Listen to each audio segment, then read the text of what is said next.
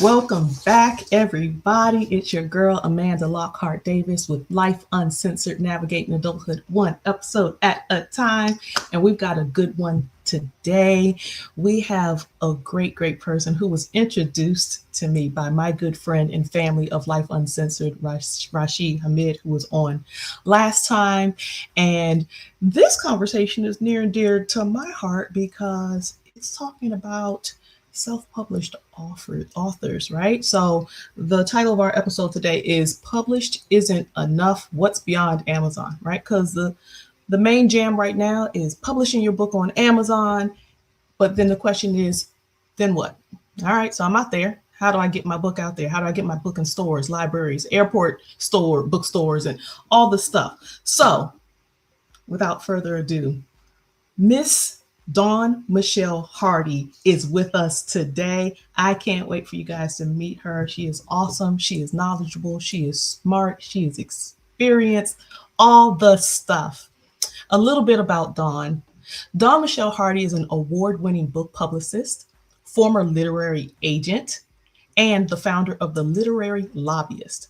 For more than 22 years, she's helped traditionally published and self-published authors increase their visibility, connect with readers, and grow their platforms. Today, most of her business comes through referrals and organic online discovery, reflecting her expertise in helping authors get noticed long after their books are published. Everyone, welcome to the stage our new family member, Miss Dawn Michelle Hardy. Oh, look at you, Amanda. I like that. That was very nice. I love the introductions. I'm so glad to have you here. I'm so glad that Rashid connected us. I know. Great people connect great people. Absolutely. And here we are. I'm so thankful to you for even agreeing to have this conversation. Yeah, absolutely. As you know, at this point, and as my listeners and viewers know, I have recently published a children's book, my first children's book, the first in a series of many, God willing. I had other books published through my business, Jack's Consulting, my financial literacy books, but this one is a little bit more personal, a little bit more close to my heart. So I'm going to dig all through your brain, girl. That's what they've been saying for 22 years. Can I pick your brain? Yes, your brain? That's what we're going to do. Yes. Listen. It's open to you, girl. It's an open book. I love it. I love it. All right. Well, let's just start from the beginning. Tell us a little bit more about yourself. How did you go from literary agent to publicist and then ultimately launching the Literary Lobbyist? Talk to us about that. So the crazy thing is, you're a self-published author. I got my college degree in fashion buying and merchandising. I was going to be the person. I was going to pick out the fur coats and Bloomingdale's, and I was going to pick out all the great shoes and spend somebody else's money to shop.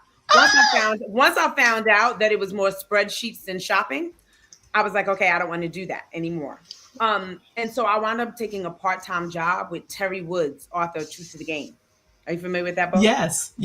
Fiction. So a friend heard Terry on the radio, and she was saying how Cash Money had given her $100,000 advance to option her book and make it a film. And so she moved to New York, opened up an office, and she announced on the radio that she was looking for an assistant.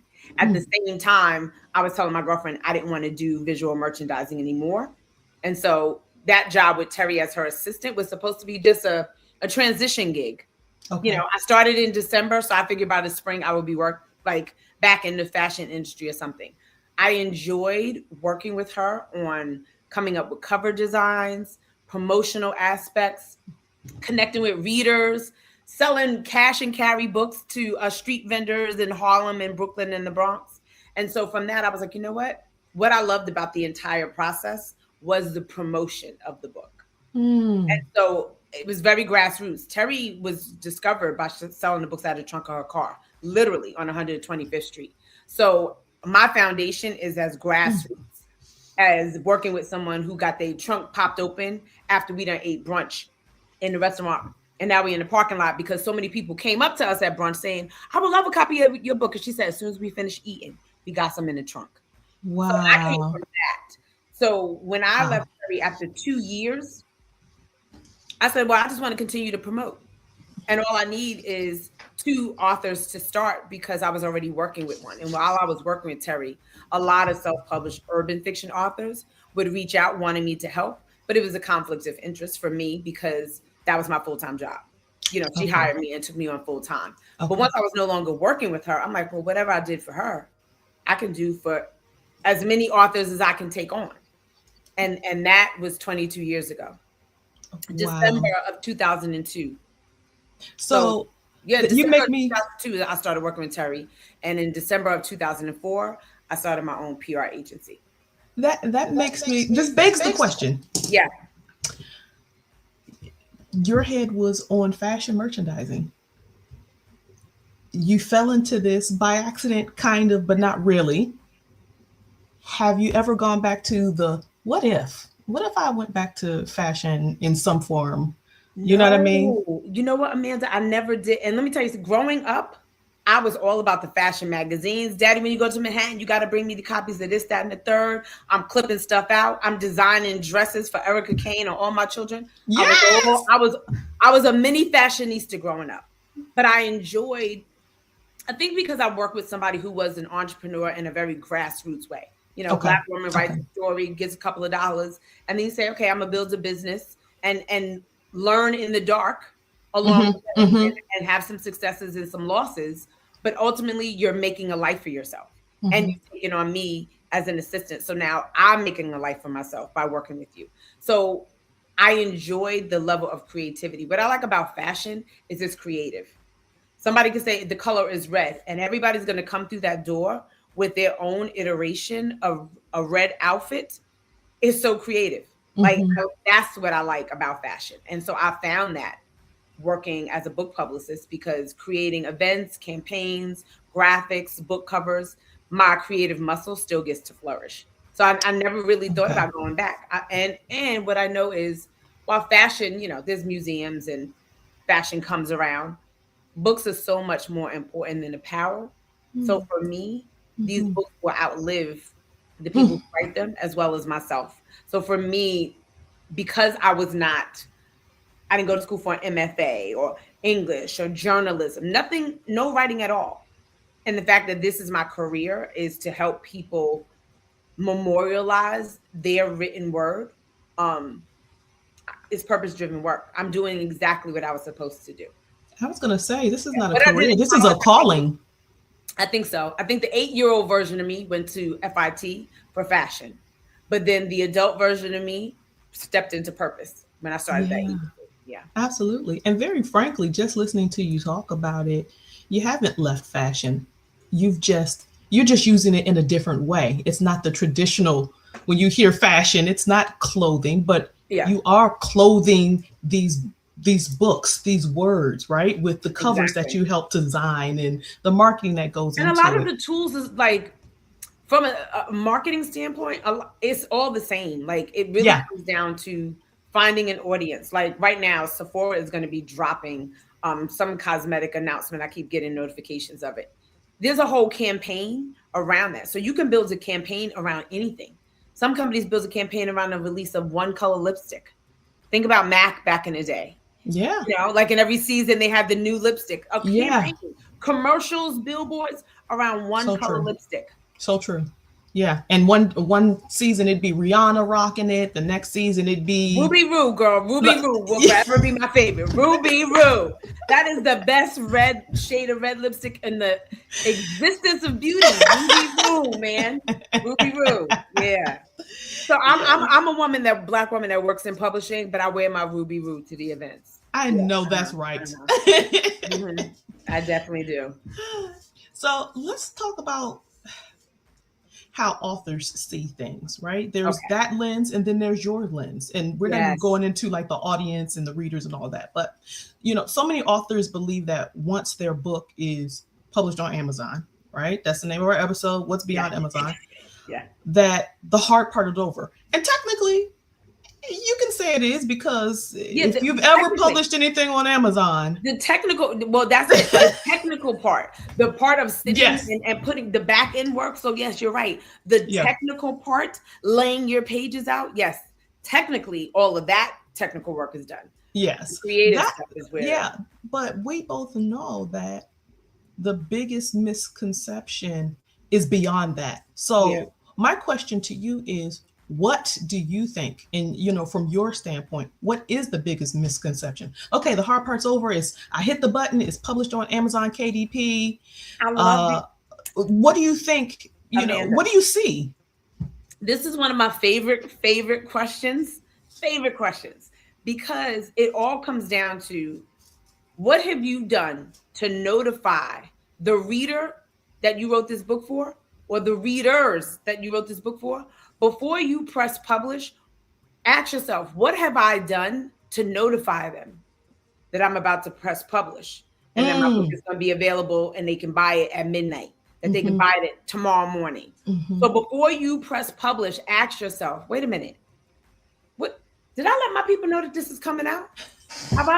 Did I contact my college, because I'm part of the alumni administration? Did I contact my line sisters, my fraternity brothers?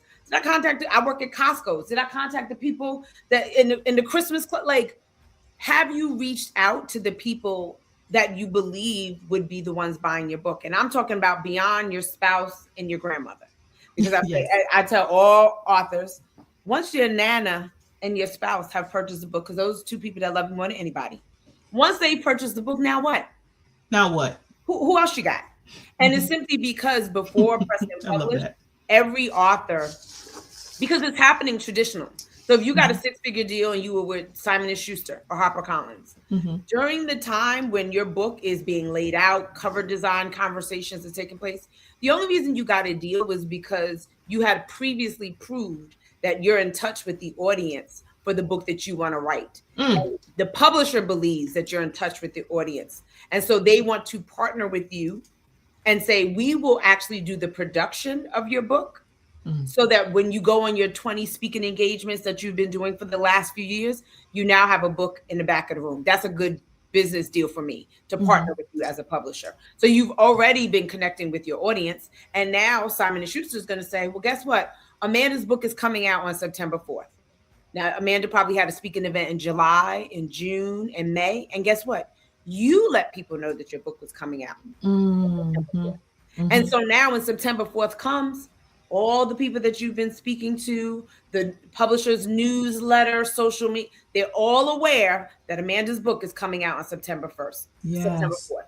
But independent authors that publish on Amazon, they never think about the gathering of people that they want to sell their book to. And so once you press publish, it just sits there like a dust ball in the corner. Because now you have to say, oh, well, people are going to find me.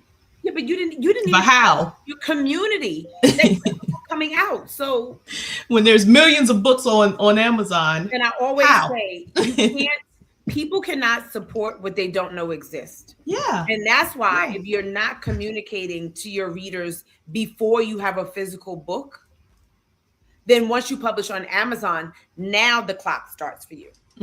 If you get a traditional deal, we're starting to begin our promotion 6 months out, 9 months out, by dropping certain collaterals. Oh, okay, let's do a cover reveal because now we have a cover. The book's not coming out for another 4 months, but we have a cover reveal. So if you didn't know, here's Amanda's cover. My book is coming out September 4th. And we might drop that in May.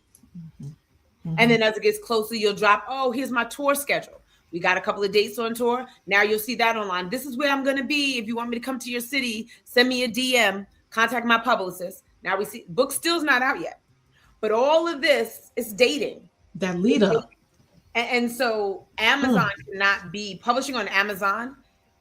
What are you expecting on the first date? Right. What are you expecting?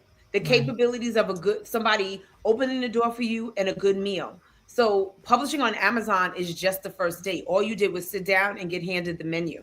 You don't know what's going to happen. It's not a marriage necessarily. You just publish on Amazon along with a million other books a year. Right. And that day. So what I'm hearing from you is the marketing, even if it's soft marketing, the marketing Yes. starts before the book comes out, which It's awareness. I It's just love that. awareness. I It's love just that. awareness. Just saying Christmas time, McDonald's always does some type of like special Happy Meal toy or whatever. But after around Halloween, you start seeing it. But the toy, but the Leading toy up is to not going to be Halloween. the toy is not going to be released until Black Friday or something like that. So Yeah. everything has a lead up. Yes. A new car Yes. coming. So When true. Tesla was coming out, we kept hearing about it, all the capabilities of what it was going to do and how far lead in. So before you could buy one Tesla, we still started hearing about it, the capabilities, how much it was going to cost, who it would be good for. And then it was available to buy. Mm-hmm. Mm-hmm. So everyone does that. That is a Everyone very does good that. tip. That's a very good tip. Except self-published authors. They just believe that people will find it. Why do you think that is, though? Where do you think? Let me pause. The reason why I asked that is because I know as I was preparing this book, and I was understand. I wrote this book 2 years ago, and I was just waiting before I hit the button because I'm an overthinker. I can't help it. So, but when I was like, you know what, it's time. I did what you're talking about.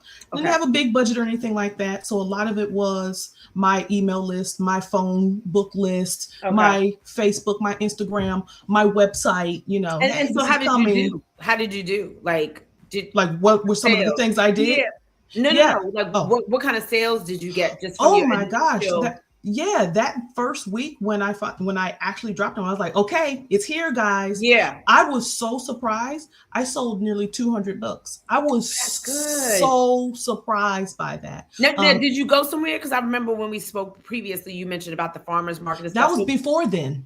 Really? That was just me saying, okay, guys, people it's out there. The website. They went through Amazon and got it on out. So it's published on Amazon and BarnesandNoble.com. Okay. So people went to those two places to get it. Absolutely. So that was the first week. And what you're saying resonates with me because that's what I did. And I'm proof in the pudding that it works. Was it 1 million copies? No. But for somebody who is the first time doing it in like this, and it's a children's book, and it worked. 200 copies in my first week is crazy. It was 197 to be specific. Right. But here's the thing. So even with that, like, even though you've never published a children's book before, you're still letting friends and family in your professional community know that you did this thing. So even sometimes people say, oh, well, this is my first time writing a romance novel, so I don't have, a list of people who read romance. Well, guess what? You can go on social media and you can type in the name of your favorite romance authors. And you'll see all the people on Instagram that are posting about your favorite romance authors and how much they love romance. Mm-hmm. You should now be following those people. Why? Because you're a romance author who is going to follow bookstagrammers who love romance. So my dad used to always say, nobody is reinventing the wheel. Somebody is already built out and has filled the room that you're navigating your way to. You're trying to find. There's a room with all the Black women readers that I want to. But the room is already built, and so part of the and it's working. Exactly, it's effective. So somebody has already filled the room. I think self-published authors should always look to partner with someone who has already filled the room with the audience of people that you wrote your book for. Yes. And an example of that, I have an event coming up on Saturday. A vintage shop in Long Beach, California, reached out. My author's book, she talks about Goodwill. I love the Goodwill. Like, so we're into thrifting. Mm-hmm. So the thrifting vintage shop is hosting this book reading. Now, the book is a memoir, so it has nothing to do with like thrifting or fashion or anything. But going to the Goodwill was something that the author and her mom liked to do. Okay.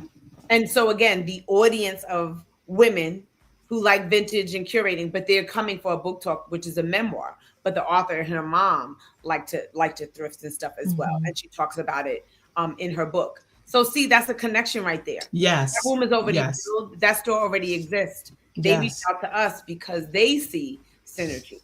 Yes, absolutely. So we just have to show up. And to kind of segue into that, you talk about discoverability, and just using like the example I just gave you, right?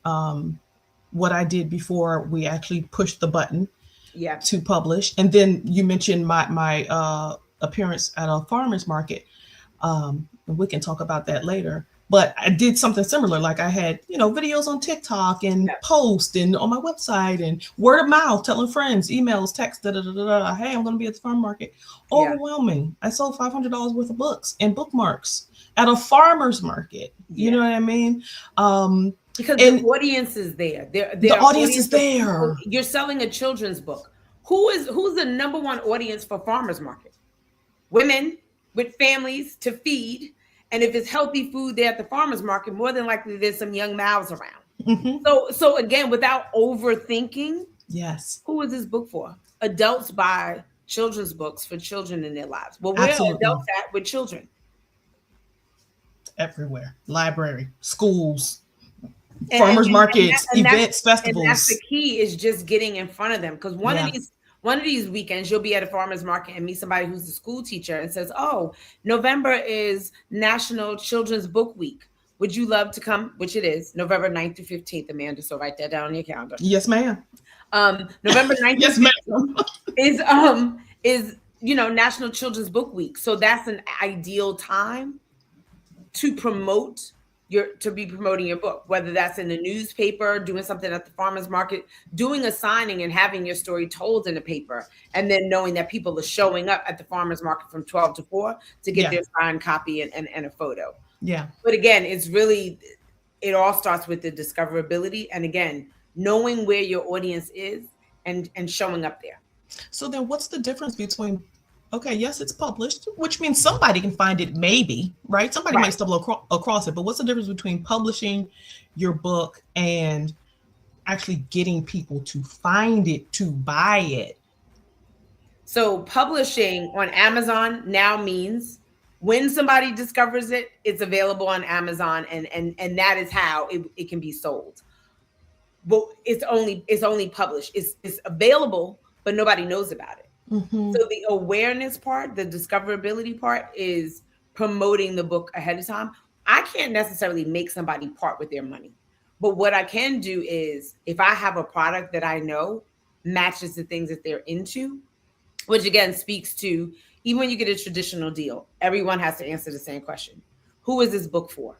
Mm. The salesperson is going to be asked that by Barnes and Nobles. The salesperson is going to ask the book publicist and the editor. The publicist is going to ask the editor, who is this book for? Once you have that answer, that is you build your whole marketing campaign around that. Mm-hmm. This book is for this type of person. What is your customer's profile?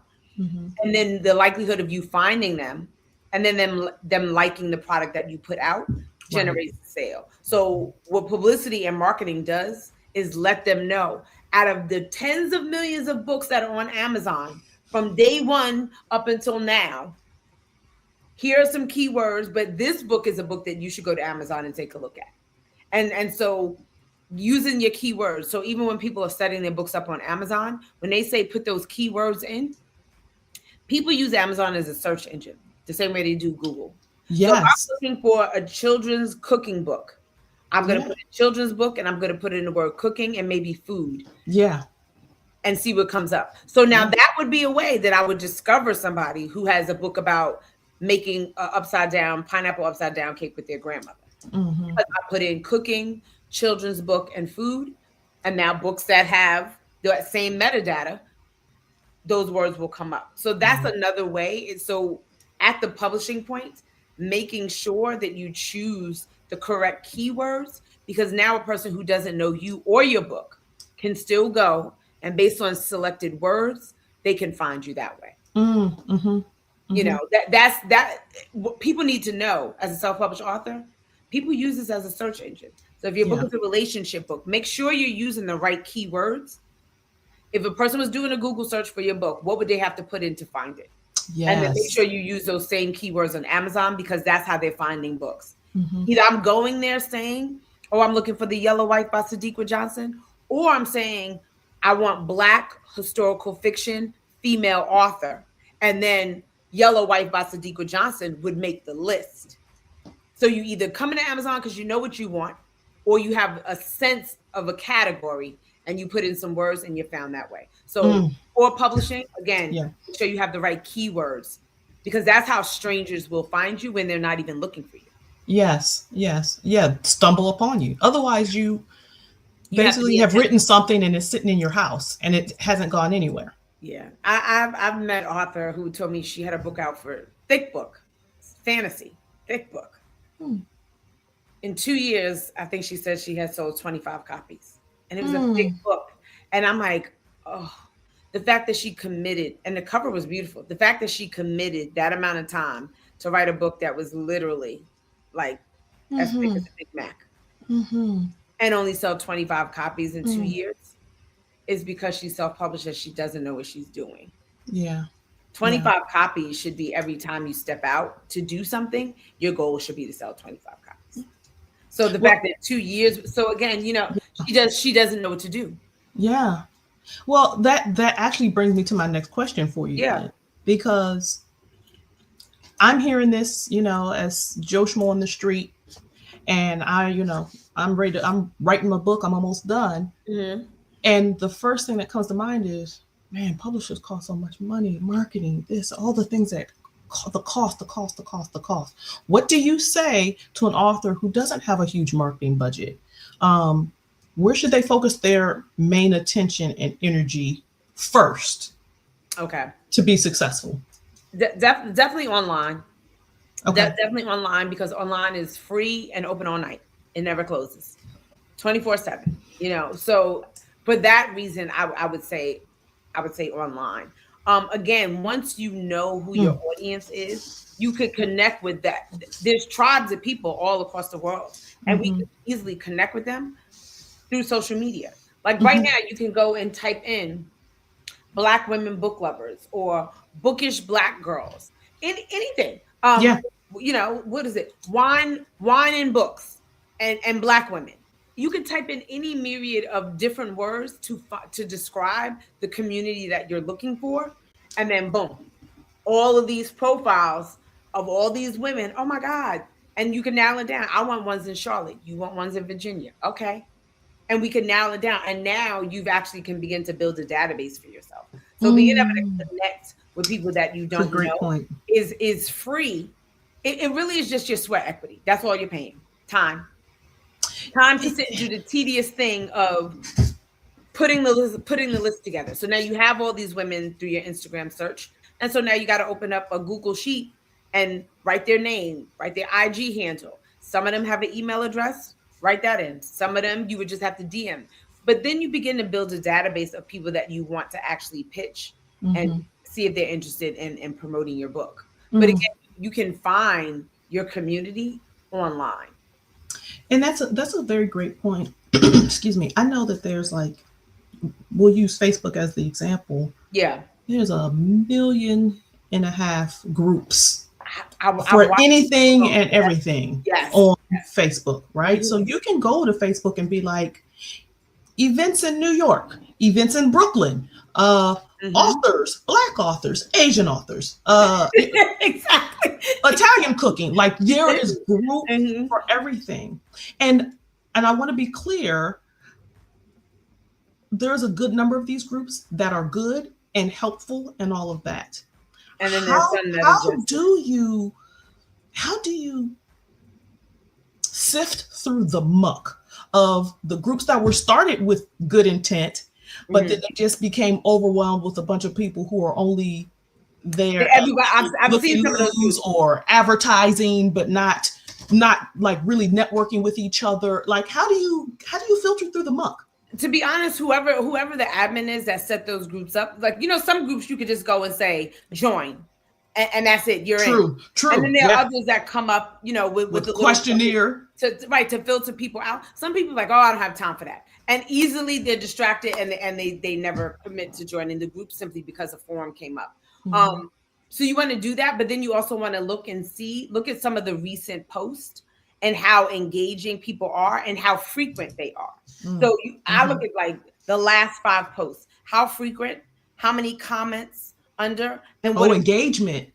engagement of that particular page. Because if Yes. y'all on here and y'all playing around, or ain't nobody posted on here since 2024, Okay, wasted my time. Clearly, I can unjoin and move on. You know what I mean? Yes. Like there's nothing here for me. But if you see that the last 5 posts are a New York Times article about Kennedy Ryan, another article over here about Tia Williams being at the Essence Festival, and then you can see that the stuff that people are sharing and talking about, one are recent, and people are sharing and talking about it. Yeah. You know what I mean? So it's not a matter of people constantly sharing. You don't want to be in a group where all people are doing is sharing their book cover. Because unless somebody is strategically saying, if everybody in this group buys at least one person's book, and try to do a pyramid scheme type, if you're not doing it that way, don't even share your you share your website, share some things about you and say, this is what I have going on. I have a podcast. I live in Virginia. I do all these things. And my most recent thing is I published a children's book. Check it out on XYZ. And then let people read it and choose whether they want to go there. Right. Do what they may with that information. And that's a very, very good point, Dawn. Like share something news. Be a resource. So like for you entering into a group, you can introduce yourself as an author and podcaster and then share this episode or episode with Rashid or episode where you're talking to someone who has information that will benefit that group. And so you enter into the group as a podcaster who has interviewed somebody who's in publishing. So, hey, listen, if you guys are self-published like me, I got this children's book and I'm still learning the lay of the land. I'm a podcaster. I had a chance to interview a book publicist. She dropped some dimes, definitely helped me. Check it out. Now, at that point, the next time you post about your children's book, people are already aware that you have one. But you first started out by saying you're a podcaster, right? Which I would think that a handful of people would reach out to you to say, oh, are you accepting guests? Why? Because they're looking for promotion too. Yes. So you come on the scene as a resource. So you're entering into the room at the top of the food chain. Yeah. Not just another self-published author in the group. You have something to author. Yeah. Yeah. Something to offer. I love that tip. Yeah. I think it's funny when I see, because I've fished around in a couple of groups, and you'll see someone like, just for example purposes, say, any children's book authors in here, post your cover, right? And you post your cover, and then here comes a commercial. Yes, well, I can digitally enhance, or I can make you a commercial, or blah blah, and it turns everybody's selling. Everybody's selling. Like, oh which God, don't get me wrong, everybody got their hustle. Everybody's trying to live the American dream, or whatever you want to call it. Everybody needs a dollar to survive, but there's also a way. It doesn't work that way. Okay, so people also have examples of anomalies. Something that happened because it was a perfect storm of events. So during the pandemic, there was a woman and she had a makeup kit. And I think it was like a whole bunch of like eyeshadows and stuff like that. And it was called the crayon kit, I think is what it was called. But it was makeup. Went viral. She became an instant millionaire just off of sales. But I'm like, it was during the pandemic when people were at home. There were all these makeup trends because now women were figuring out how to do their own makeup since they were home all the time and nothing else to do. Nothing else to do. So now you're getting into yourself a little bit more. And so I've heard people reference that and say, oh, she sold 1 million makeup palettes overnight. And I was like, yeah, but it was makeup. It was during the pandemic. Makeup is even when a woman has no money, buying a $10 lipstick will make her feel good. She doesn't have the money for the trip, but I'm still going to find a way to make myself feel good. And I'm going to go get me some Ruby Rose. So it was a perfect storm of things that happened that allowed that. But then you'll have kitchen entrepreneurs, people who build in products and stuff, out of their home. And they cite that as saying, oh, I know my product can sell 1 million copies. But what have you done to reach the audience of people who would be using your skincare? It's the same thing every time. Like it doesn't matter what it is. It really comes down to you introducing yourself before you have something to sell. If somebody rang your doorbell right now trying to sell a vacuum cleaner, what you gonna tell them? First of all, the sign says no soliciting. See? And now they at your door during dinner time. Again, it's really you're right. Promotion is not knocking on the door like the salesman selling a vacuum cleaner. So the first knock might be I DM you on Instagram, Or I'm following you on Instagram, and then when you go to my page, you'll see that my last post was about my new book coming up. And then maybe I'm in a couple of Facebook groups that we have in common. It's like, oh, you know what? Dawn sent me a DM, but I see she's also in this Facebook group. People have to, then maybe you get a local radio interview. And then maybe you get a podcast that you're sharing. And then maybe you write a guest blog on somebody, or you get a book review. And you're sharing all of these are all knocks, or that was a date. That was a date. That was a date. By the 7th date, okay, you know what? Now this might be going somewhere. I might be ready to commit to something. In case of authors, that commitment is now. I done seen you around. It's cute. Okay, I see you out here hustling. Now I'm on Amazon to purchase. After the 7th date. Not the first one, not the second one. And so what they say, Dawn, marathon, not a sprint. It is. I'm a marathoner. So as a marathoner who also works in book publishing, yes, book publishing is a marathon. It is a marathon. There's no Usain Bolt running here. It's slow. Thank you so much for saying that, because I really want to sit on that point for a moment. Okay. Because I have someone near and dear to my heart who recently published a book earlier in the year and was just very discouraged. I use the word discouraged about not getting a lot of sales and a lot of movement. And, you know, I was speaking with them and giving them encouragement, like, this is number one part of the game. Fiction or not? It was a poetry book. Okay. And I said, you know, I gave some encouragement, like, number one, this is the first time out. You're learning the ropes. Yeah. It's not going to be, everything takes time. Yes. You got to cook, right? If you want that chicken done, you got slow cooks. You got it, right? If you don't want it dry and tasteless, you got to nurture it. You got to, right? There's, you know, and that seemed to lift their spirits. And they, since then, have had several book signings at like some different events and, you know, some community events like that. And there's been movement, but there was discouragement because it felt like, well, I've published, I'm out there, I'm on Amazon. I've ordered my copies even here for when I'm out in the world, and they're not moving. But I bring this up for you to speak directly to that person in terms of, it's not a sprint, it's a marathon. Yeah. There are multiple ways. You have to find your audience, and you also have to be patient and give yourself grace. Because I think that was also part of it. Give yourself grace. When we see those instant millionaires, like you just mentioned, the makeup lady, whatever. Yeah. Perfect storm. Like, and that's not everybody's story. And not trying to be funny. A lot of time you see those instant millionaires shoot off like a rocket. It don't last. And it fizzles out. We already, Yes. So I'm going to ask you to speak directly to that person right now, because, you know, that's just one of many. But if you would speak directly to that person about that. I've been to conferences and stuff, and I always say, like, I haven't written a book yet. You know, maybe I will one day. Who knows? But to anyone who has actually went from the first word on the page to being able to hold a physical book in their hand and say, I wrote and published this book, that is your Oscar. That is your Oscar already. You already got it, simply because you did something that there are millions of people thinking about, but that will never do. Wait a minute. This one deserves some applause. You've already done something that a lot of people are dreaming and thinking about, but will never do it. And then you'll have other people that will write it, and then it'll sit on a laptop until that laptop becomes extinct. I can't even get into it no more. Exactly. You don't remember the password. The operating system is so old. They're like, we can't even update this thing. The computer is saying, go to Best Buy and get something else.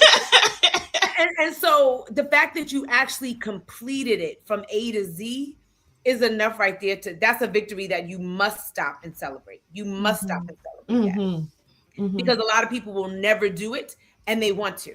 So you've actually done it. Yes. And then at that point, like I said, you have to understand that it is a business.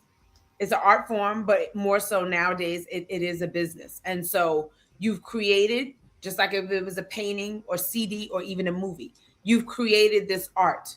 And now you have to begin the journey of promoting it. Right. And you could look at an actor when they're on their circuit doing movies. They're saying the same thing on the radio stations, on Good Morning America. They're going on The View, CBS This Morning, a piece in the New York Times. And if you followed it all, they're all saying the same thing about the same movie. They're making their rounds. And this is a Steven Spielberg, $100 million, able Well to say known. $10 million over here, but they're still making their rounds to That's tell such a great everybody. point. Why? Because they want to get their $100 million back. They want to win Oscars. So they're doing the same thing that a self-published author is doing. They're making their rounds. The difference is the celebrities have larger platforms and there's more requests and access. Whereas a self-published author, you may not have all of those resources and know all of those individuals, but it still starts with you making your rounds. So if making your rounds means farmers markets within your tri-state area, because you could get space and there's an audience. If it means schools and libraries, if it means churches, you're making your rounds. Yeah. And so again, so whether it's $100 million film or you spend $1,000 and it's up on Amazon, you have to make your rounds because you don't know which one of those stops is going to be the stop that somebody hears or sees you and is in a position to take you to the next level. Yeah. And whatever that next level is. But it's the same for celebrities. You make your rounds and then you hope enough people go to see the movie and you get nominated for an Oscar. You hope that the production company can recoup their money back. So everybody is at every level, no matter how many zeros and commas, everybody has to make their rounds so that they can get the word out about whatever their piece of art is. And in our conversation, it's books, but it's the same with movies or new CD. Yeah. New album. It's the same thing. To add to that point, Dawn, it's also you hear the phrase all the time, oh, it's all in who you know, right? I feel like I don't discount the fact that I already myself had a bit of an audience with my podcast and my business. Right. So I already had an audience, or I already have an audience to have been able to promote to and solicit to and whatnot. And that's not everyone's story. That's, you know what I mean? That's not everyone's reality. So a lot of people are starting literally from scratch. Okay. But I'm looking for something that I want to, that I saw on Instagram that I think would be good that I wanted to share with you. So absolutely. I believe it was Zora Neale Hurston. And it speaks to community. An author who loves her was a writer who loves Zora Neale Hurston was like reading about her and said, you know what? I would love to gather Black women and read it together. Like for us to read some of her works together and discuss it. Again, the times that we live in, finding community where you're safe and can speak your mind and you're around people that look and think and move like you. That right there, that is luxury these days. That's the luxury that we're chasing. Yes. I want to be in a community of people that look like me and that I feel safe to be my authentic self. Yes. That is the Mount Everest that we're all climbing right now. And so from her organically doing that, I had saw on Instagram that then it got picked up by the news because now she had this collective of women around the country that were all, I believe it's Zora Neale Hurston, were all agreed to read Zora Neale Hurston and discuss it as a community around the country. They did something similar with the book Stamped from the Beginning by Ibrahim. I can't pronounce his last name. But it was a community read. So around the country, and people broke up into groups, but around the country, the book was being read and discussed. It was a schedule. Oh, if you're on the East Coast, the discussion in New York is going to take place this day and this time online. If you're in California, community, bringing people together. And so doing the authentic things can also sometimes generate press coverage for you. Yeah. This is somebody who says, I like to read this author and I would love to gather with women who are interested. Yeah. And the numbers of how many Black women actually were interested in doing this, that's what made it newsworthy. And you just started reaching out to people and women started saying yes. Because right now, Black women are like, we are coming together in a way that's just really, really, really dope. Yeah. No, I love that. Sometimes I think promoting your book could just be your personal interest. And again, finding people who are into the things that you're into. Absolutely. Dawn, this conversation is fire. I want us to take a breath Yeah, and sure. go to a quick commercial break. Okay. 90 seconds. Guys, we are going to be back with the literary lobbyist, Miss Dawn Michelle Hardy. Stay tuned. Go re up on your water, tea, wine, whatever it is that you're sipping on, and come back with us.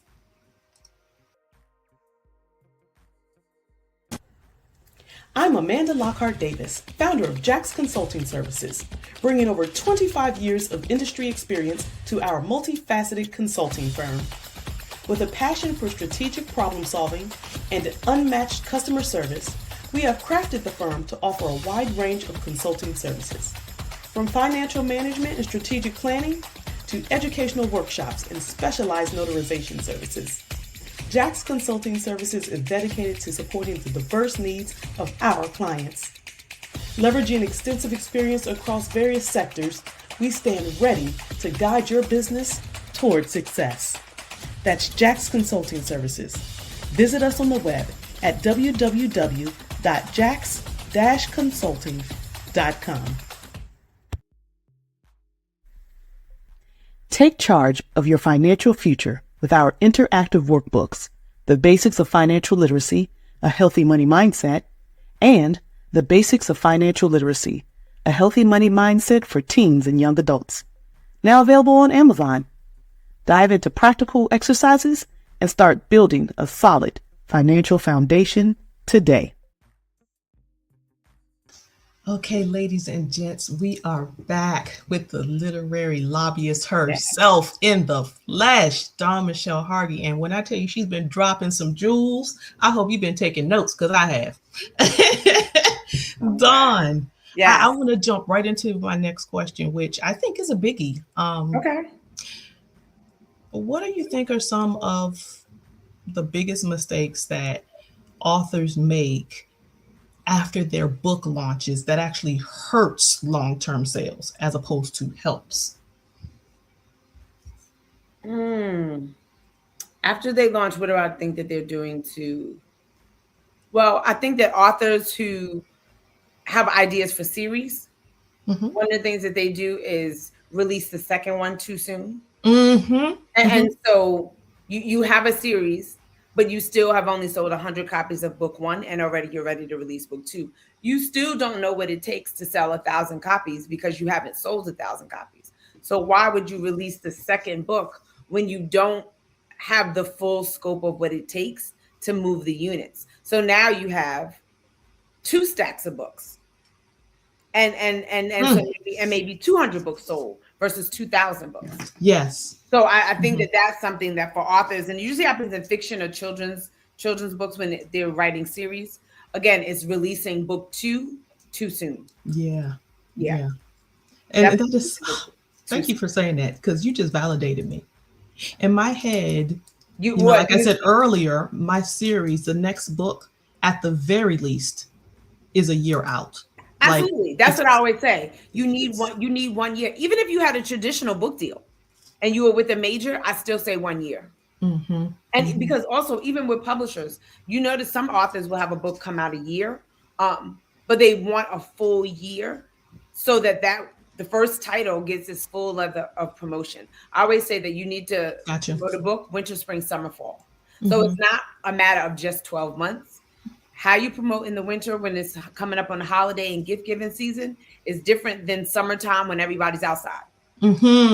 So 2 different ways of marketing, because the opportunities that are available during holiday and Q4 versus what everybody's doing in the summer, the opportunities are completely different.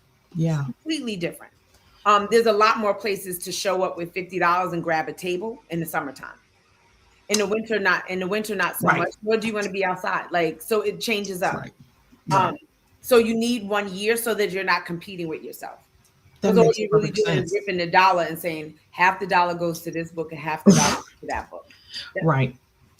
Versus getting the full sales and saying, let me make $1,000 from this book and then take 500 of that to then put into book 2 and build that way. But that would be the biggest thing, because I see it so often and I'm like, oh my God. Not yet. I have 6 books out. And then when you have a conversation, you have 6 books and haven't even sold 600 copies. But you keep writing. that's good, but you have marathon, not sprint. the business Yeah. of marketing, the business of promotion, Yeah. and understanding who your target demographic is. Yeah. And the way you described it, I'm a very visual person, if you Me had not too. Me already too. realized. As you were talking, I thought to myself, and that's how, going back to your movie reference, that's how they do it. Shows, right? TV Yeah. shows, they have their seasons, and then they make you beg for more. I gotta wait 6 months before season 2 come out. Exactly. Oh no, I gotta wait. I'm a huge comic book nerd. Everybody on the show knows that already. When I tell you, I cannot wait. And my birthday is December 19th. On December 18th, Doomsday comes out. When I tell you, Oh I'm my goodness! over here What movie's like coming in this. December? I'm really excited about it. But it's that anticipation of knowing it's coming. That's how I feel about Odyssey. I'm going I'm saying? this weekend. But I watched some of the actors just like in doing their interviews. So again, it's the lead up. I haven't been to the movie inside a movie theater in over a year, probably close to 2 years. But I'm signed up to go to see this almost 3-hour movie because of anticipation. And then when you mentioned before, where should they promote? And I said social media. Mm-hmm. I watched someone's review of Odyssey on social media, and he kept saying, "This is a movie, people. I'm talking about get your popcorn, your drinks, and bring your comfortable blanket. Movie. This is a movie. The sound effects, it's a movie." And he kept, and because I know he's older, he was really articulating that once upon a time we went to see Star Wars. And once upon a time we went to see these big, this is a movie. He said, we can't wait to see this on streaming. You need in the theater, you need the sound effects. Because I'm getting goosebumps. Because this is a movie. Is what he kept saying. And I was like, you know what? See? Now that's him giving his authentic how he felt, but that was promotion. Because now I'm determined. I'm like, oh no, I'm not waiting for streaming. Well, in that case, and that's just one guy saying that. Yeah, that was just that one guy this week. Yeah, just the one person. Mm-hmm. And then, like I said, other media was me seeing some of the actors on Good Morning America and making their publicity rounds. So again, a social media date, Anne Hathaway on this interview, another person on this interview, and all of these, they're making their rounds. And I've seen it enough to now say, I want to see this in a movie theater. Yes. So commit to pay my $20-something because it's IMAX. Yes. Mm-hmm. So again, like a book, it's the same price point. This movie is probably going to be $25 a ticket for adults. $25 a ticket, same price point as a book. Right. From social media to the star of the show, and they're talking Oscar buzz.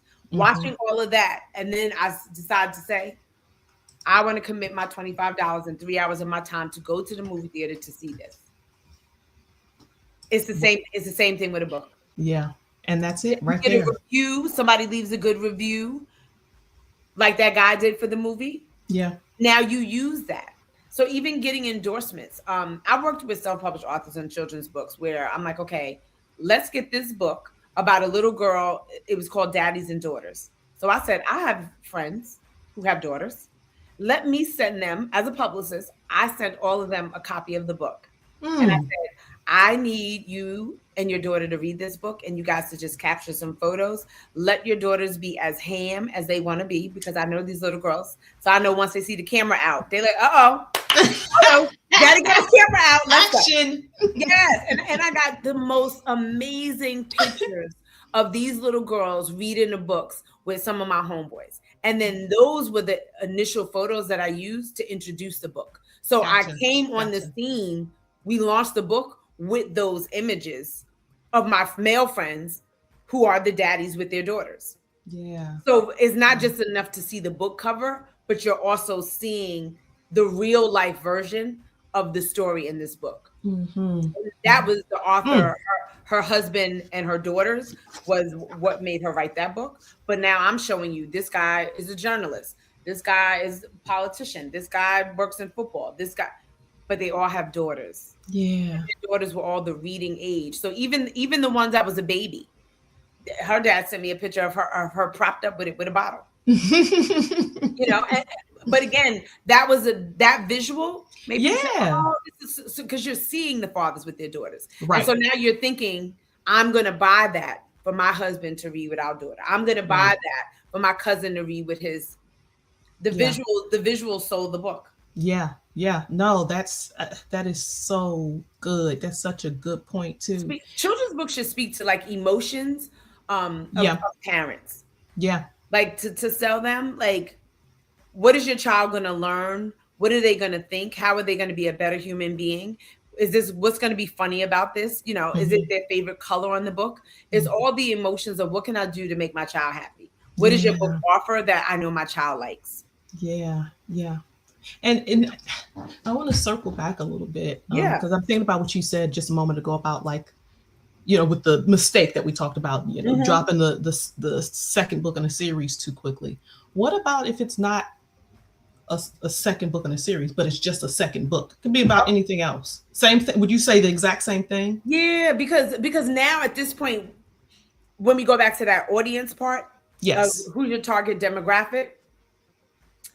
If you tell me I have a children's book and I'm filling Madison Square Garden with people who fit the description for your children's book, they have kids this age, these are the subject matters. And then while in the process of that, 6-9 months later, you say, oh, Dawn, I also wrote a relationship book. Oh, okay. Well, I fill Madison Square Garden up with people who have children and children's education, early childhood development. And now you're saying you want romance and men and women and co-ed conversations. Okay, well, we're going to go across the bridge to the Barclays Center. And I'm going to fill the Barclays Center with all the adults for co-ed relationship conversation. Now you have to go back and forth across the bridge. Oh, because your marketing budget, how much is your marketing budget? 10,000? Okay, so you're spending 5 and 5, 6 at Madison Square Garden, 4 at Barclays. Like you're splitting your audience. Yeah. You're completely so now everything you do is like you're running you started 2 businesses at the same time. Gotcha. Yep. So once again, now you're ripping your dollar. Everything you're scheduling, everything is completely different. You get a podcast interview. Is it a podcast that wants you to talk about relationship? Because that's not going to be the same podcast that wants you to talk about children's books. Right. Right. Absolutely. You know, so again, it comes, that's why it's like focus on that one for 12 months and see what kind of opportunities the seasons bring you and see what you learn so that you can do it strategically the next time. Right. Each time you should be able to spend a little bit less money or see a more return on your investment because you learned that I had the right platform. The timing was just off. Summertime is the best time to run Google ads or something like that. Winter is a better time to run Facebook ads. I had it mixed up before. You know, so you'll learn. Yeah. The trial and error. A lot of times authors come out and they miss deadlines for like awards and things because you're learning that these things even exist. Right. You book a book, somebody says, oh, Amanda, you should submit your book for the XYZ. You know, the deadline was June 30th. So guess what that means? Now you're aware of it for next year. Yes. And you see, you need the whole year. Everything you learn in 26, you will be on top of it in 27. Yeah. Yeah. Because most of these opportunities happen every year. Right. So this is not you saying, don't write the second book. Right. You're saying it's okay to have it written and ready to go. Just spend your time, your focus, your energy on the sales promotion, XYZ on the first book before you get ready to drop the second book or third book or whatever. I don't believe that, you know, and there are companies out here, Fortune 100 companies that beg to differ, but I don't believe that a person can be a CEO and a CFO at the same time. And so to me, having more than one book out when you haven't found the level of success that you desire with the first one is you trying to be the CEO. You're over the entire company or you're over the finances, but you can't, because where's the checks and balances? Like you wind up not getting as much done because you're cross-pollinating all the time. Yeah, yeah. No, that's a great gem. And you're competing with yourself. So if there's 1 million authors that published a children's book and then you go and add a second one, you just added yourself as 1,000,001. Because if I only have $20, I'm only going to buy one book. I would prefer that you only have one book so that I don't have to choose. Right. You know, once you've gotten to a point, then you can market and bundle and things like that. But I don't want to have to choose between the two of your products if they're both, you know, I want to finish one and then say, oh, wow, I remember meeting her last year at the farmer's market. I need to get Right. the second book in the series. Right. Right. Exactly. Yeah. Versus coming there saying, okay, I only have one. And like I said, and you're still learning the process. It just Mm-hmm. becomes more expensive because if it doesn't work, it doesn't work 2 times over. Right. Exactly. If you don't know Right. what to do with children's books, then you don't know what to do with romance books because you just don't know what to do. Yeah. In general, you don't know what to do. Right. So Mm-hmm. so Mm-hmm. practice on one and then, get some momentum and say, okay, well, you know what? How many of these strategies can I use here without having to start something completely new? Right. But like I said, when people do that, oh, I want to do this book and then I want to do this book. And I'm like, we just spent the last 18 months building your audience over here. And now you want to pivot to a subject matter that all of these people are not going to follow us over here.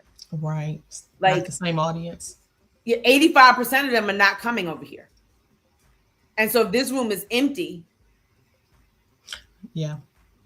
I'm starting from scratch because I'm Yeah. not getting all of these people over here to come. Yeah. Yeah.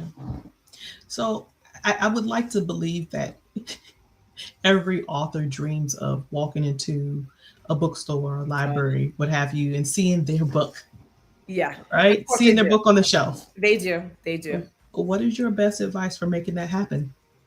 Okay. Well, to make that happen, first they need to have distribution. Publishing your book on Amazon alone won't get you into bookstores at all because Amazon is your distributor.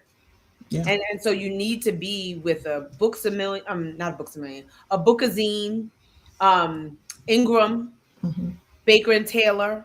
You need to be with a distributor that they can put your name and ISBN number in the system and say, oh yeah, we're able to ship this book. And then the book can be shipped to a bookstore in LA, a bookstore in Virginia, a bookstore in Miami. But if it's coming from Amazon, then Amazon is a distributor and Barnes and Noble is not buying their inventory of your book from Amazon when it's being sold on Amazon.com. Yes. You know, And let's pause there because some people I don't want this going over anyone's heads. okay. Amazon KDP allows you to publish your book for free and everything. You get to use their ISBN, but that means, and it's not bad, it just is what it is, that your books can only be sold on Amazon. You cannot have them you can't take those books, even if you get an author's copies, and you can't take them to Barnes and Noble and say, hey, put this on the shelf because that ISBN belongs to Amazon KDP. Amazon. Yeah. So what Dawn is talking about in terms of the distributors, you have to first own your own ISBN. You have to have your own ISBN that belongs to you so that you can still publish on Amazon. Yeah. Yeah. But then be able to go to, like you said, an Ingram, a Bookazine, so that your books can be sold in the Barnes and Noble, Books a Million, and so on. And people do, I'm pretty sure I know people do Amazon because it's quick and it's cost effective. Absolutely. But again, what is the bigger picture? Like when I was a literary agent, I used to always ask, why do you want to write a book? And it wasn't a trick question. It was really because depending on it, because I want to make $1 million and buy my dream home. Okay, I need to know that lets me know that this person is not going to take a $2,000 book advance because they want to become a millionaire. This person may say, oh, I want to write a book because I'm trying to get tenure at my college. And I already do about 15 speaking engagements and I never have a book in the back of the room. Okay, that means we can go with the academic press because they're trying to get tenure. So they don't necessarily need the lights, camera, action of a HarperCollins or a big shiny deal. They just need to be published because that is a prerequisite to them getting tenure. They don't care about the money. They want tenure. So there is no right or wrong answer, but your entire strategy will be built around the reason why you want. If you say you want big bucks, then there are certain publishers that I'm not even going to reach out to because they're not big buck publishers. Gotcha. So again, I think every author, you just really need to know what do you want from all of this to determine where you want to go. Like why? And realistically, be honest with yourself. It can't just be that's what you think people want to hear or that's going to get you the best. So here's an exercise that I have authors do. When I do consultations and authors say, oh, I believe that my book should be on Oprah. And I saw a story on The View and I think that I would be good. Great. So what I have them do is do a Google search or look at the platforms. If you believe that you should be on ebony.com, I need you to go to ebony.com and I need you to find me 3 stories that, because those 3 stories are on there, you see exactly where you fit in. Because for me, this is what I teach my assistants. Because for me, if that is so, then I'm going to be reaching out to the individuals that wrote those stories to pitch them about your book. But I want authors to see, you go to Oprah Daily and tell me where you see your book. You go to Shondaland and tell me where you should see your book. Because if you go to Shondaland, what you'll notice now is most of the coverage is dedicated to the shows in which she's creating. So it's not as sexy and lifestyle as it once was. Gotcha. So again, if you're like, oh, well, I want to be on Shondaland. Okay. Well, when was the last time you've been on there? Because unless you're a cast member of Bridgerton, there's no, you understand what I'm saying? There's yes. no executive leadership consulting tab anymore. Like that's not what they're offering. So a lot of times I tell people, wherever you think you should be, go there and see if you can and point out the exact spot. Because from a grassroots level, like working with an assistant or intern, that's how I'm teaching them to find the stories. This is what we're pitching. Black women in leadership. I need you to find the last stories that are written by Black women in leadership in the last 90 days. And let's see what platforms covered, who these writers are, and then put a list together and then begin to pitch them. If we believe that these are the people covering Black women in leadership, and we're representing a Black woman in leadership with the book, we now need to. So I have my interns do that. But when I do consultations, I tell authors, go and look, because where you think you should be, oftentimes it's braggable. So I'd rather a person say, Dawn, listen, I really want to be in People magazine because my grandmother has been subscribing to the magazine for 15 years and she would just lose it if she saw her granddaughter. And, I've done enough work and I really feel like a People magazine feature, I feel like I'm worthy of that now. I'll take that into consideration and see what can be done. But if it's you and you know that there's no possible way, I'm going to be like, where would you be in People magazine? Send me a screenshot of the story that we could swap out them for you because it's a perfect fit. Yeah. You're not going to see yourself. And so that's why a publicist like me, I have to get creative. Like I'm working on a children's book that I'm tying to Grandparents' Day, because Grandparents' Day is bigger than one author's book. But because the author's book is about her grandmother, we're going to launch it under the umbrella of National Grandparents' Day. Yeah. And she will be the talking head to promote National Grandparents' Day by way of, and she's the author of a book, Grandma D's, blah, blah, blah, blah, blah. So again, there are things bigger than you. You want to join. How can you join in the conversation? You ever played Jump Double Dutch, Amanda? Yes. Okay. So you know that. Yes. Back and forth. It's saying, where can I get in the conversation? What do people talk about on TikTok? What are people talking about? Like, how can I get in? And it's that same, I'm waiting for the rope to turn up. I see it opening, boom, and I'm in there.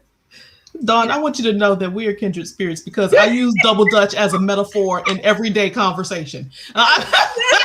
I'm in here playing double dutch with this pan I'm cooking in. Like I literally use double dutch in every. I'm a sports and fitness person, and so I feel like whenever I'm teaching or talking, I'm a visual learner. And I'm into sports and fitness. So I feel like those are the examples I use because people know what a home run is. People know what a touchdown is. Yeah, they can relate. People know what a slam dunk is.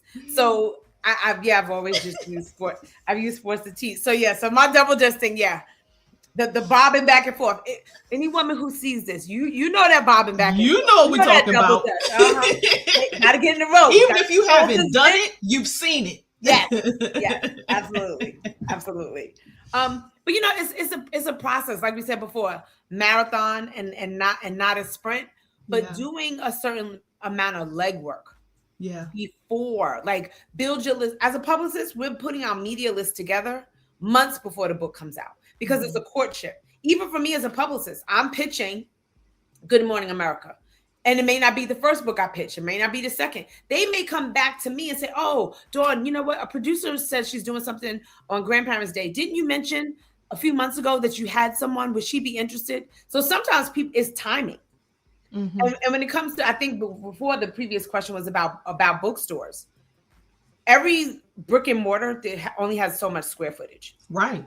So a bookstore, if you were a bookstore owner and not an author, you're in the business of selling books. So whatever you are carrying, you want to make money. Yeah.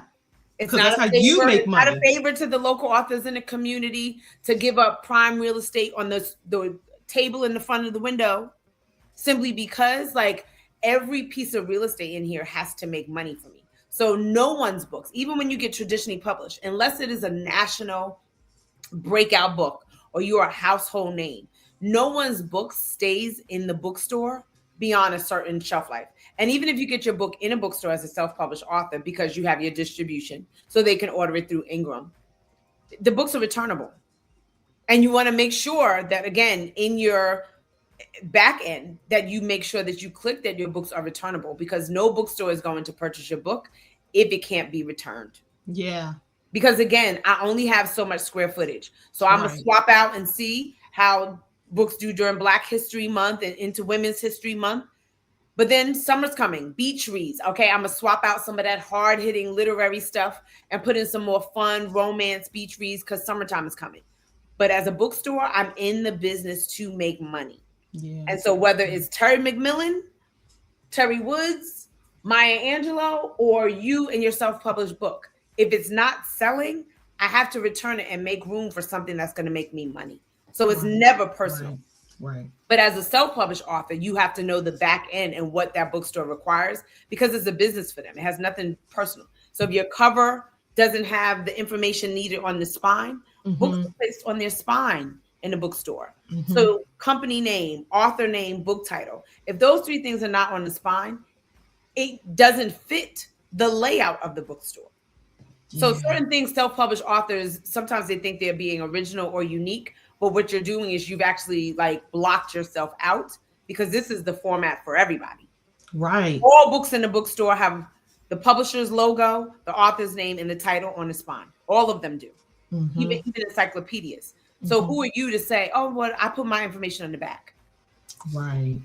Yeah, but the books are facing out. You go in the bookstore to look for the book. Yeah. You're looking at the spine. You go to the library, you're looking at the spine. And so now you can't be in my bookstore because all my books are spine facing and yours is blank. Right. So now because you didn't do the business, your production, you didn't know that little tidbit, you can't be in anybody's bookstore that way. It makes a difference. You did a collection of poetry, but you didn't get a barcode. You can't be in anybody's, like, how do I do my inventory? Right. There's no barcode on the back. Right. So some things aren't personal. It really is just the business. And a lot of times I think self-published authors would be good to either participate in a virtual conference or just pose some of these questions to get people talking in these Facebook groups to find out the business end. Has anybody gotten their book in their local Barnes and Nobles? Could you tell me what you did? Did you have to fill out an application? How long did it take? Have you actually gotten paid from it? Did that allow you to do an event there? Because everybody is learning from someone else. And that ultimately is where the community is. Like, absolutely, authors should get together and pool and share resources. Absolutely. There's no reason you can't be doing a book event with another children's book author or author that maybe their book is, if you did a book about a little boy who wanted to build a rocket ship and fly to space, and then there was somebody who did a thriller, and it was that. You guys can be in conversation together. And it could be an event where it's like, okay, you go from 4 to 5, and then at 5:15, the next round, but you still pack and jam the room. The first wave is there for the children's book with their kids. As they fan out, the adults take a seat. Now we're going to have the thriller conversation. But the theme for the bookstore is to the moon and back. Children's book author and a mystery writer talk about why they chose the moon as a central theme for their books.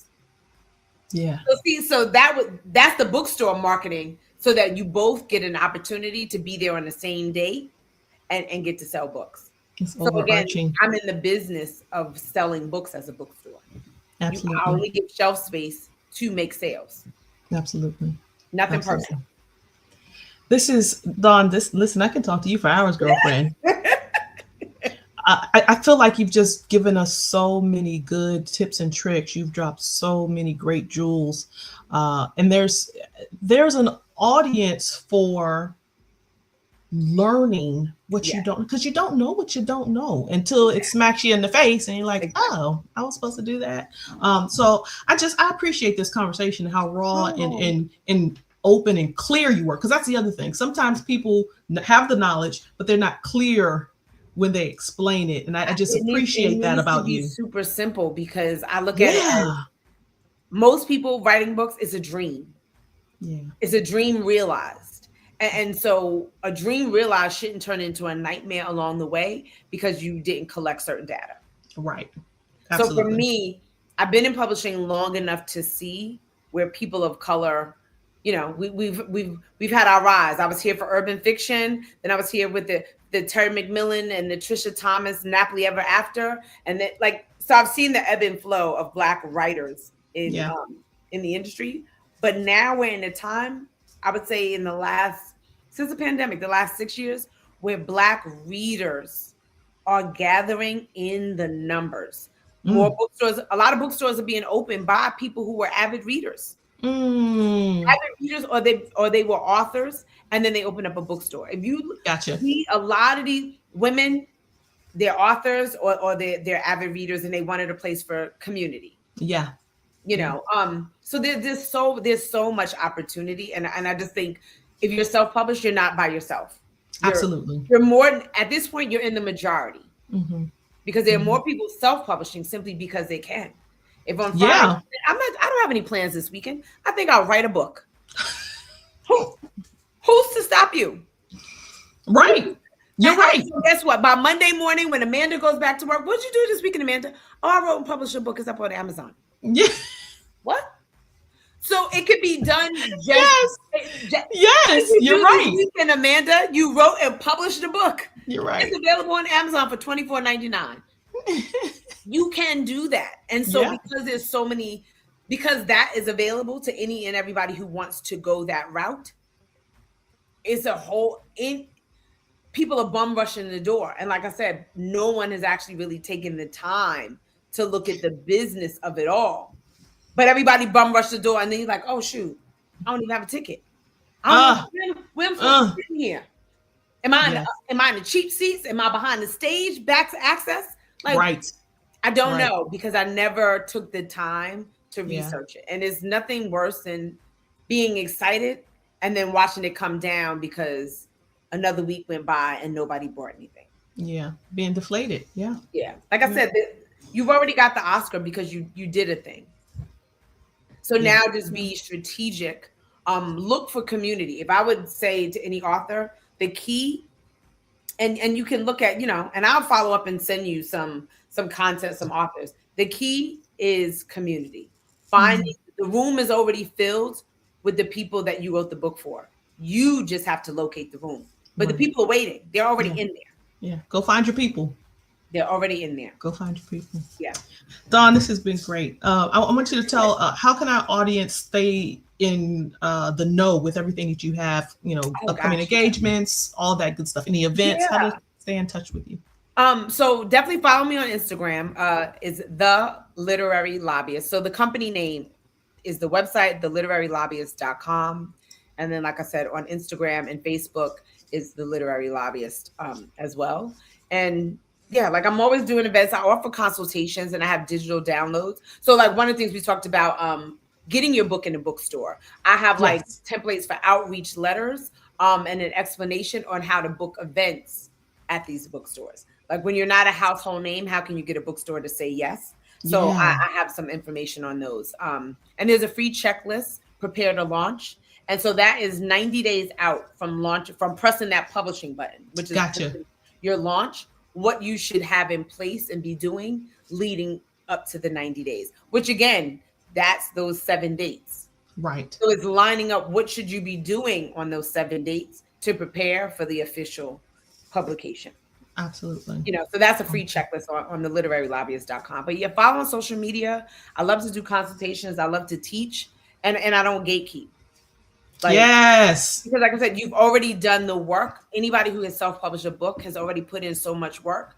how can we make it successful? Like if you're open to the ideas and creativity, anything is possible. And Absolutely. I will say this because every self-publisher always asks, yes, if you are a self-published author, that does not mean that you cannot one day get a literary agent and a traditional deal. You can. One has nothing, one does not negate the other. So you Mm, can say, I have 5 books with HarperCollins and I want to self-publish book number 6 because the editor wanted me to change too much. Or you could say, I have 6 self-published books. And now that I've built my community to thousands of people in my mailing list, I'm going to get an agent for book 6 because I have gotcha. some assets to negotiate with. I have a community of 150,000 because I self-published my last 5 books. Yeah. So either way, you're still in a position of power. Like one doesn't negate the other, which is what most self-published authors ask. Gotcha. Can I That's still get awesome. a traditional deal later down the line? The answer is yes. That's awesome. Yeah. For those watching and not listening, the literarylobbyist.com, scrolling at the bottom of your screen. For those listening, the And it's literarylobbyist.com, also all one and it's word, spelled and that's correctly, also right? her IG. Yes. I say we work in publishing, so I don't play with the spellings. Everything is spelled Yes, correctly. Yes. yes, yes, yes. Dawn, before we let you go, tell our Yeah. audience either your greatest joy or your favorite quote and why it's your favorite quote. Oh my goodness. My favorite quote is actually biblical, and it is about faith, and it's that faith is the substance of things that we hope for, and it's the evidence of things that we have not yet seen. And so, in working with people in publishing and watching, taking authors from manuscript to their first television interview, it's the faith that you had to continue to work. And even though you don't see the sales right now, if this is where you want to be, if this is the purpose driven work, you just have to stay at it. I've worked Mm. with several self published authors who went on to get traditional deals, and 2 or 3 of them actually are now New York Times bestselling authors. Why? Because Woo! they knew that this is what they wanted to do. So, book 1, whatever trial and error they learn, it doesn't matter. I'm going to put out another book and another book and another book. And one day I'm going to be a New York Times bestselling author. I built my community. I've learned along the way. My writing has gotten better and I understand marketing. Mm, So mm. continue to have the faith. If just because you don't see it doesn't mean it's not going to happen, but you have to put in the work. Yeah, Yeah. absolutely. That's amazing. Dawn, you have been the most excellent guest. Oh, You thank have been you. inducted to the family of Life Uncensored. Yes, yes, yes. I love it. And I will have you back anytime. And Oh, I mean that. absolutely. I thank you so much. I feel like you just helped so many people who are out there struggling, who have questions, who are not sure where to go. Mhm. And like she said, folks, she does consultations. Yeah. She can help you out. So the literarylobbyist.com. Okay, that's her website. She's also on social media. Same thing, the literary lobbyist. Yeah. Check out our friend and our family, Yeah. Dawn I'm Michelle. I'm I'm here to I'm here to help. Like I said, and I got my start again with a self-published author. So working with indie authors is the foundation. That's her jam. Yeah, That's her that's my jam. jam. That's my jam. Dawn, I'm going to ask you to sit tight with us Okay, while I yeah, close out the show. absolutely. Ladies and gentlemen, that has been Miss Dawn Michelle Hardy. Wow, what an awesome, awesome conversation. I could have talked and talked and talked and talked with all the thousands and hundreds of questions that are out there about this journey in being an author, especially a self published author. And I'm very thankful to Dawn, and I'm very thankful to our friend and family member, Rashid Hamid, who introduced me to Dawn. We've got a few house cleaning items. Make sure that if you're watching on YouTube, you hit that bell, like, subscribe, share, tell your friends, tell your neighbors, tell your countrymen all about Life Uncensored, navigating adulthood one episode at a time. We'd love to have you join our family. You can follow us on Instagram, Facebook, we're on YouTube, we're on Spotify, we're even on LinkedIn. So check us out, okay? Uh, I want to make sure that I end this episode with letting you know a couple of things that I have going on and coming up. As you already know, Jax and the Very Big Question is out now for sale on Amazon and Barnes and Noble. I am outside, so you can come check me out in different community events. The 15th of August, it's a Saturday. Come out to the Endless Summer Together Fest, hosted and presented by none other than the Misfit LLC, with Jax Consulting Services co-hosting. Come out to this community event, August 15th, 2 p.m. to 8 p.m. There's going to be food trucks, vendors, DJ activities, family-friendly event. We want to send all the kiddies back to school with a bang. We're going to have raffles, backpack and school supply giveaway. So also, if you are wanting to donate to help the cause for these backpacks and supplies, reach out to us, please. You can reach us at amandald@jax-consulting.com. And you can just check out the Misfit website. That's themisfitllc.net. So until the next time, my friends, stay hydrated, stay well, and do something kind for someone. You never know. You might change the world. Life Uncensored, navigating adulthood one episode at a time. We're available on Spotify, YouTube, Facebook, Instagram, and LinkedIn. You can also check us out on our website, life-uncensored.com. Come on over and see what you've been missing.